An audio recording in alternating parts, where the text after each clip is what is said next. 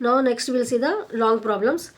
Fastgrow Limited incorporated on 1st August 2001 and was entitled to commence business on 1st September 2001. It has acquired running business. ये pre incorporation, post incorporation, it is related with the running business. It has acquired running business as a from 1st April 2001. The profit and loss it has given. So you have to distribute this profit and loss according to the ratios. Ascertain the profit prior incorporation sales up to 1st August 2005 to 2 lakh sales है and after 1st August 8 lakh sales है. ठीक है, तो sales ratio easily अपन मालूम कर ले सकते हैं. Now see the what information is given. Working notes. Date of acquiring कब करे लोग 1st अप्रैल को लिए बिजनेस. ठीक है. डेट ऑफ इनकॉर्पोरेशन 1st सितंबर अगस्त 1st अगस्त को इनकॉर्पोरेटेड 1st अगस्त को हुआ. सो कितना मंथ्स 4 मंथ्स अप्रैल मई जून जुलाई 4 मंथ्स जो है आपका प्री इनकॉर्पोरेशन पीरियड है ये प्रॉब्लम में और 8 मंथ्स जो है सो आपका पोस्ट इनकॉर्पोरेशन पीरियड है. This is very important to identify the time ratio कब इनकॉर्पोरेट हो रहा वो pre incorporation period time practice it. So time ratio अपने को 4:2 इसको सिंप्लीफाई करें तो 1:2 टाइम रेशियो आ गया. First you have to find out in this sales ratio and time ratio. Pre-incorporation sales ratio it is given clearly 2 lakh and 8 lakh. So post 8 lakh 2:8 1:4 is your sales ratio. Now this is a finance cost. You have to do it in the working notes. So debenture interest and interest to vendor. This is the finance cost. जो अपने को finance अपन जो पैसे लेते उसके ऊपर जो अपन interest पे करते ना ये अपने को फाइनेंस कॉस्ट में आता अलग से दिखाना रहता. तो डिबेंचर इंटरेस्ट खाली डायरेक्टली पोस्ट के लिए रहता वो और इंटरेस्ट टू वेंडर जो है ना 30 जून तक है. तो it is only related with the pre that you have to remember. So pre का अपने को 10,000 पोस्ट का 6,000 आ गया अपने को फाइनेंस कॉस्ट. अभी अदर एक्सपेंसेस जो भी है अपने को other expenses general expense time ratio पे डिस्ट्रीब्यूट करना रहता. This is the proforma you have to prepare basis pre post. General expense 10,000 है. 10,000 को टाइम रेशियो पे आपको अब याद करना पड़ता. आप जनरल रेशियो कैरेज सेल्स पे निकालना है, एडवर्टाइजिंग सेल्स पे, डायरेक्टर फी पोस्ट में आता है डायरेक्ट, ऑडिट फीस जो है सो टाइम रेशियो पे बोल के याद करना है ये. Now general expense 10,000 time ratio अपने को 1:2 आ गया. तो 10,000 इंटू 1/3 करे तो आपको प्री का आता 10,000 इंटू 2/3 करे तो पोस्ट का अमाउंट आ जाता. Carriage sales ratio just now we got 1:4. Carriage का अमाउंट आपको क्वेश्चन में रहता 15,000 जो है ना डिस्ट्रीब्यूट करना है 1/5 टू. एडवर्टाइजिंग का अमाउंट जो है अपने को 20,000 है सेल्स रेशियो पे 1:4. डायरेक्टर्स फीस डायरेक्टली पोस्ट में डाल देने का रहता अपने को. Next audit fee. Now what is left over here. Salaries is left over and your depreciation is left over. All the things we have taken and gross profit. So gross profit से अब ये तो main हो गया आपको. Now what is left. Audit fee 5,000 is apportioned on the basis of time ratio assuming that audit is made for the whole year.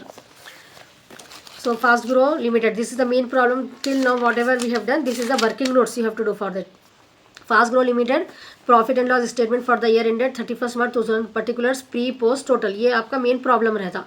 अब gross profit से start करना. Gross profit it has given in the question 2 lakhs. Gross profit हमेशा sales ratio पे distribute कर दे.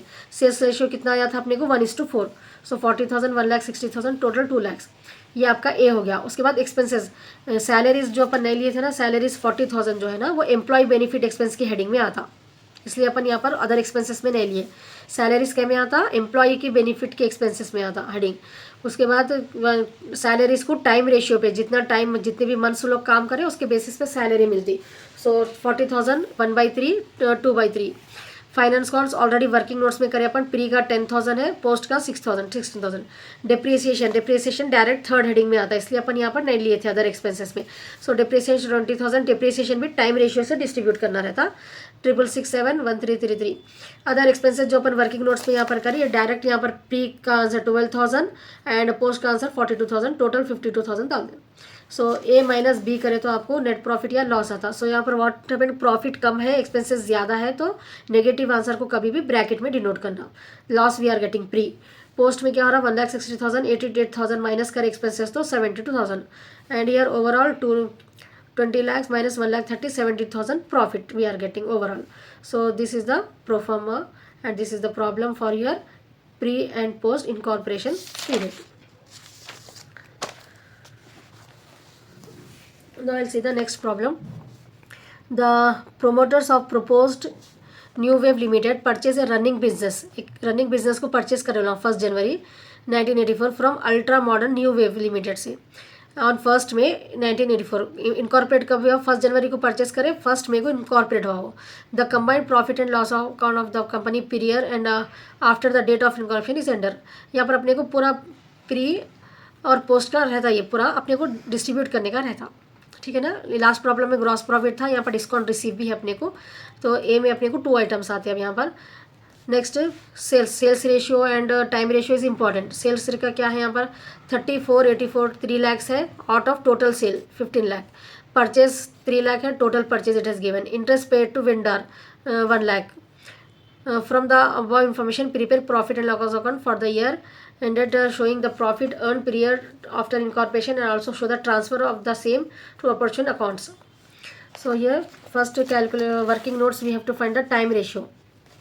कब करें लोग 1 जनवरी 1984 को इनकॉर्पोरेट 1/5 को हुआ, तो 4 months प्री पीरियड है, 8 months जो है आपका पोस्ट इनकॉर्पोरेशन पीरियड है. So time ratio 4:8 is 1:2. Sales ratio अपने को प्री इनकॉर्पोरेशन 3 lakhs दे दिया और टोटल दे दिए.